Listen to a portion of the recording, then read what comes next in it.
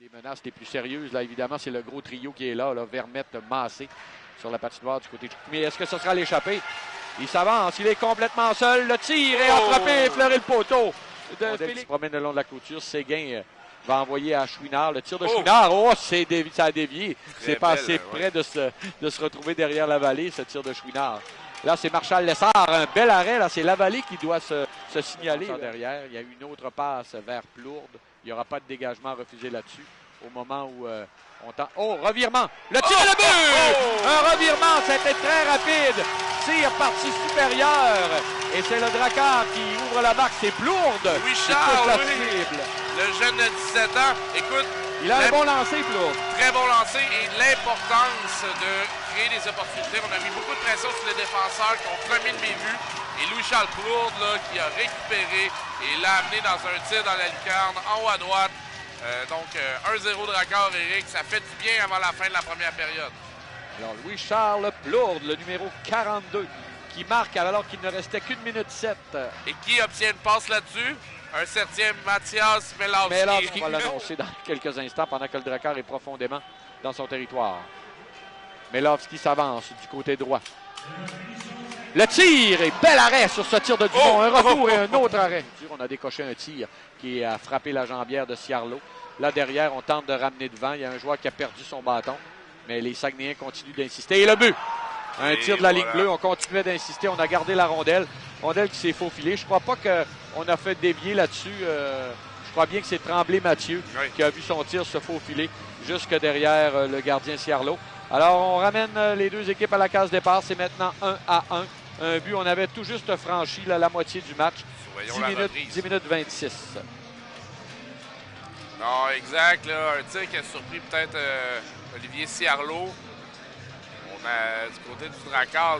Oui, Ciarlo aimerait sans doute revoir ce tir parce qu'il n'y avait pas vraiment personne qui le voilait là-dessus. Un tir de la ligne bleue. On a simplement dirigé un disque au filet. Mann fait 2 fois qu'il se sacrifie ce soir, Matteo Mann. Ça lui fait mal, mais ça profite à sa formation. Côté du Drakkar, on connaît une très belle séquence. Belle séquence, on continue à menacer. Et le but! On continue à menacer. Je pense que c'est Dufort qui a complété l'action. On va revoir sur le tir de Chouinard, mais je pense que Dufort a fait dévier. On aura confirmation, mais le Drakkar qui, à un bon moment, là, un moment fort important, vient de reprendre les devants. Écoute, Éric, on parle des derniers instants. On a réussi à embouteiller les Saguenayens dans notre zone. On a créé des 3 contre 2, des 2 contre 1. Et le tir, écoute, on revoit la séquence, on peut analyser. On n'a pas vu s'il y a eu déviation. On va être obligé d'attendre la confirmation. Mais moi, j'ai vu la réaction du sport. Alors, j'ai eu l'impression qu'il a touché au disque, mais peut-être pas. Alors, on aura confirmation, mais l'important, c'est pas vraiment qui a marqué. C'est que le Drakkar mène... c'est qu'il est dedans. Et voilà. Du temps de possession ici. Lantier, le tir et le but! Lantier qui reçoit l'interprète du cercle de mise en jeu, une belle passe. Et Lantier dirige un tir au filet. Tu parlais de ces fameux tirs. On parlait des mises en jeu gagnées. Exact. À la longue, ça vient de finir par payer.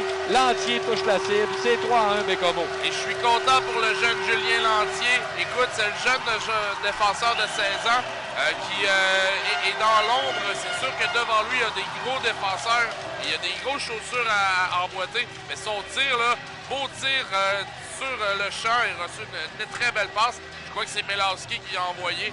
Tire directement dans le point de mise en jeu. On sait, pour l'instant, là, c'est Fortin qui envoie au point d'appui. Bullens dans le cercle. De l'autre côté, le tir et le but. Non! Non! Oui, on semble dire qu'elle a pénétré. Oui, tu l'avais bien vu entrer. C'est Fabrice Fortin qui s'est retrouvé devant une cage béante. Alors voilà, on a retiré le gardien, ça vient de payer. Il reste beaucoup de temps, 1 minute 47. Alors, ça risque de nous promettre une fin de match très énervante. On va aller vérifier du côté des officiels, mais... Moi, il me semble bien qu'elle était entrée. Là. On a arrêté le jeu par la suite. Mais écoute, à 3-2 avec une 47, le Drakkar va devoir là, justement le fameux clou que je parle de enfoncer, ce clou-là, faut le faire. Là, du côté de la vallée, le gardien de but des Saguenay. Il renvoie rapidement, mais il y avait des joueurs... Là, oh là là, quel jeu de Ciarlo, là, c'était à paniquer un petit peu, et la rondelle qui est sortie.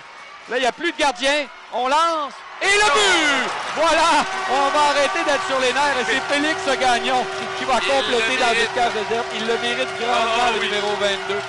Alors, Bécomo vient de confirmer sa victoire à l'arraché.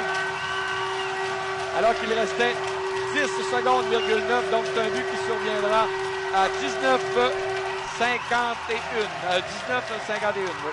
Quand on parle des héros obscurs, là, Félix Gagnon, c'en est un, lui.